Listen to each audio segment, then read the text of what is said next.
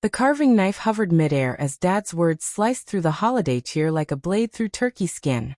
"We're selling the family business," he said, his voice steady but laced with ice. "And Alex, you're getting nothing." The room froze. Mom's fork clattered against her plate, my sister gasped, and Sarah, my wife of 8 years, squeezed my hand under the table. But her grip felt wrong, too tight, like she was holding on for herself, not me. I stared at Dad, the man who'd built our hardware empire from a garage workbench. His face etched with lines I'd always blamed on late nights at the warehouse. "What the hell, Dad? This is Christmas. You're joking, right?" My voice cracked, denial bubbling up like bile. The twinkling lights on the tree mocked us, casting shadows that danced over the uneaten mashed potatoes. He shook his head, eyes hard. "No joke, son. It's done. Papers signed last week."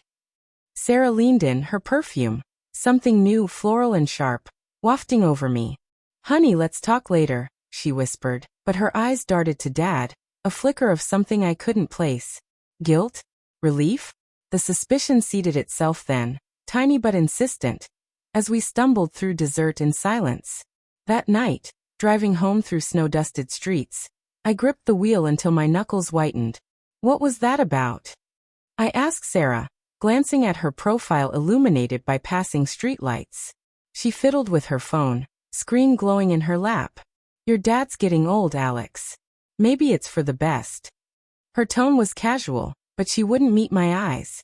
I remembered how she'd been pushing me to take more time off lately, how our bed felt colder even when she was in it. Heartbreak gnawed at the edges of my thoughts. Was this the end of the legacy I'd poured my soul into? Over the next days, clues trickled in like melting icicles. I found a receipt in her coat pocket for a lunch at that fancy bistro downtown. $1.50 for two. Dated the day Dad said he'd sign the papers. "Work meeting," she shrugged when I asked, but her laugh rang hollow. Suspicion grew, a quiet storm building. I'd catch her whispering on calls, hanging up when I entered the room. "Just Mom," she'd say, but her mother had passed 2 years ago. No, that was a lie. I'd said that once in grief, but now it felt like a shield. Denial held me back at first. Sarah, my rock through Dad's heart scare last year. The woman who'd laughed with me over burnt pancakes on lazy Sundays. How could she? But anger simmered as I dug deeper. One evening, while she showered, I glanced at her laptop, left open, unusually careless. Emails from Mark, our biggest competitor, the shark circling our business for years. "Can't wait to celebrate the deal," one read. "Your insights were gold. Dinner soon?" XO. My world tilted. Insights. What had she shared? Financials I'd discussed at home? The betrayal hit like a gut punch, heartbreak twisting into rage.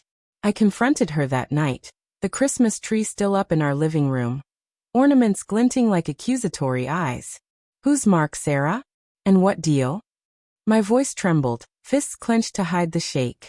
She crumpled onto the couch, tears streaming. "It started innocently," she sobbed. "Coffee meetings about industry trends. But then he listened, Alex. You were always at the warehouse, buried in Dad's mess. I felt invisible." Her words stung, motivations painfully human. Loneliness in our marriage's cracks. The allure of attention from a man who promised excitement. But it wasn't just an affair. She'd fed him secrets, weakening our position until Dad had no choice but to sell. To him.